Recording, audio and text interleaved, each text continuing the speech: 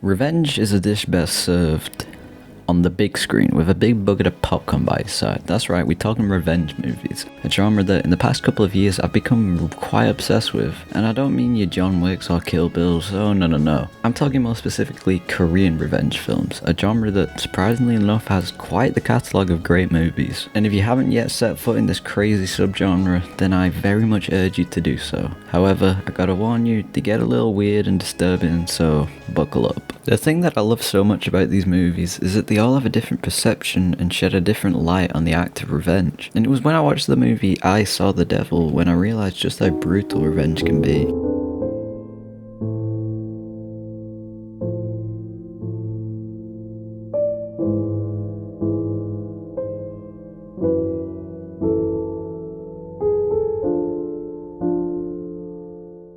I Saw the Devil follows the story of Kim Soo-yoon, an NSI agent seeking revenge on Jang Kyung-chul, the psychopathic serial killer who brutally murdered his fiancée. And yeah, this film is very dark and very disturbing and may cause distress to some viewers, so keep that in mind I guess. But the reason why this film is so great is how it deals with the moral dilemma that revenge poses. You see, as our protagonist attempts to take revenge on Kyung-chul, he begins a twisted game of catch and release, which results in them both having to face the reality of what roles they truly play in this story. And I'm being vague here on purpose, because to truly dissect the message of this film thoroughly, I need to explain the arcs that both these characters go through. So let's start with our so-called protagonist of the film, Kim Soo-yoon. After the murder of his fiancée, we see Soo-yoon apologising to her at the funeral, saying he was sorry for never being there for her and always being too late. He then goes on to swear revenge on the killer and promises to make him pay for her pain. 약속을 못 지켰네. 너무 늦고 네가 받은 고통 그놈한테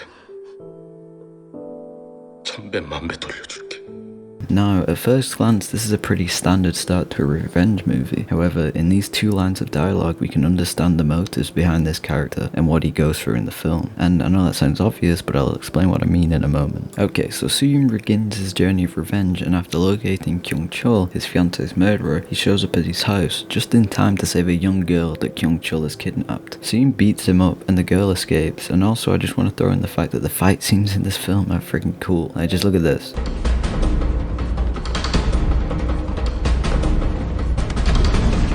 Anyway, Soo-yoon has found the killer, and so he gets his revenge, right? He's gonna kill Kyung-chul and the debt has been repaid, right? Well, no. Soo-yoon instead puts a tracking device in Kyung-chul and leaves him within an inch of his life, along with an envelope full of money. Kyung-chul wakes up confused as to what is going on and calls Soo-yoon a psycho. 이 새끼 이게 뭐야? 어? 이거 완전 개 사이코네.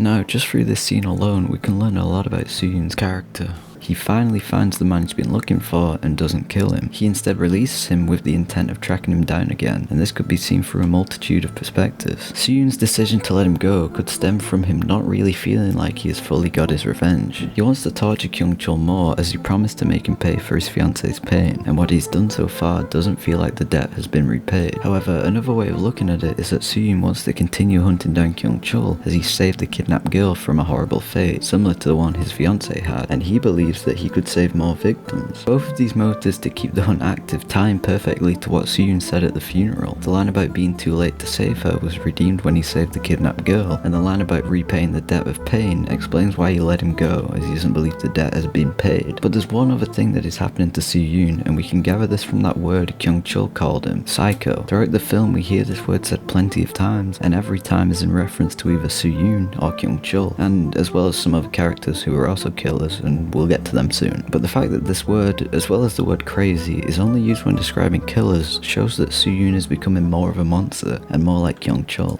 Speaking of, after waking up, Kyung-chul is stranded and attempts to hitchhike down the road. This scene is to show that now he's the one being hunted by a killer. He is the prey, but he doesn't like that. You see, picking up hitchhikers is one of the ways we've seen Kyung-chul abduct his victims, but now he has become a victim and is in that same position. He finally gets a ride from a taxicab, and this is when we see that Kyung-chul is not okay with being the victim. He wants to be the bad guy. He proceeds to murder the taxi driver and the passenger in the back, who just so happen to be criminals who have stolen the taxi, killed the real taxi driver, and were most likely going to attempt to rob and kill Kyung-chul. After discovering the body of the former taxi driver in the back of the cab, Kyung-chul calls the men he just killed psychos, which is another use of that word that just so happens to be used in reference to killers. Now, as I said a minute ago, Kyung-chul does not like being the victim. He wants to be the killer. However, the men he just murdered were also killers, meaning that he technically did good. Well, not really, but you get what I mean.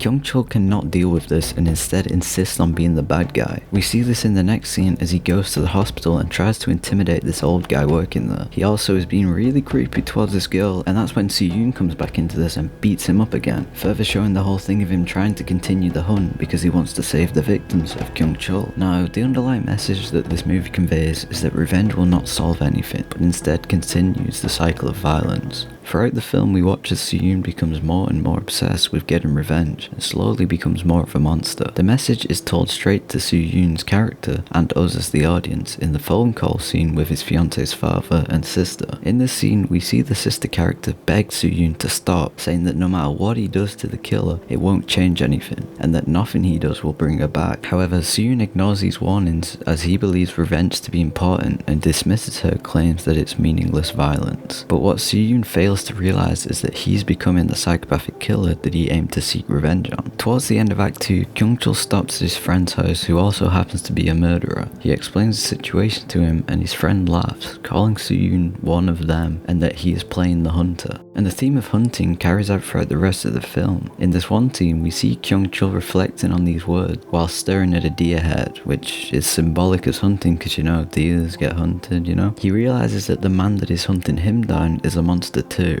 Then Soo-yoon breaks into the house and attacks him, first beating up Kyung-chul's friend and then searching for Kyung-chul himself. But here we see that Kyung-chul's character is not okay with Soo-yoon being the hunter. He wants to be the monster that Soo-yoon's turning into, and so Kyung-chul chases him with a gun. Well, not chases, hunts. Kyung-chul has regained control and now is the hunter.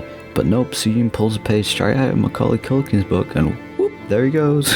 But it's not just Kyung-chul who recognizes Soo-yoon's fall into evil, as after this fight we see him looking in the mirror, wiping blood off his face, and as he does, he comes to realize what he is becoming, but still proceeds with the revenge.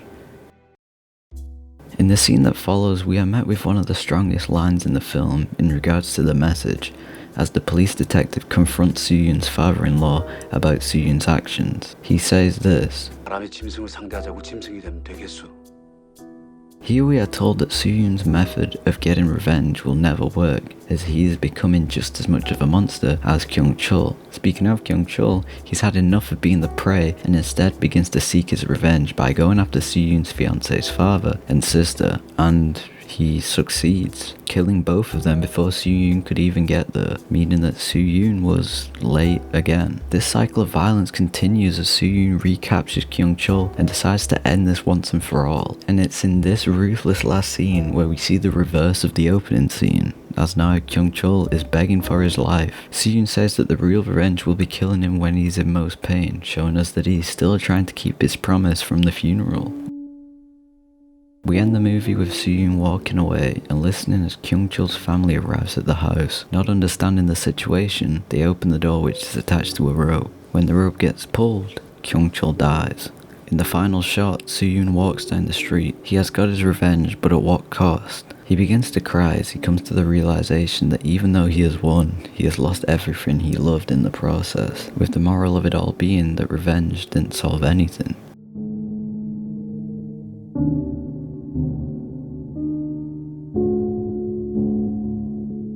This video was a lot darker than I expected, but whatever. I hope you enjoyed it, and as always, subscribe if you want, you don't have to.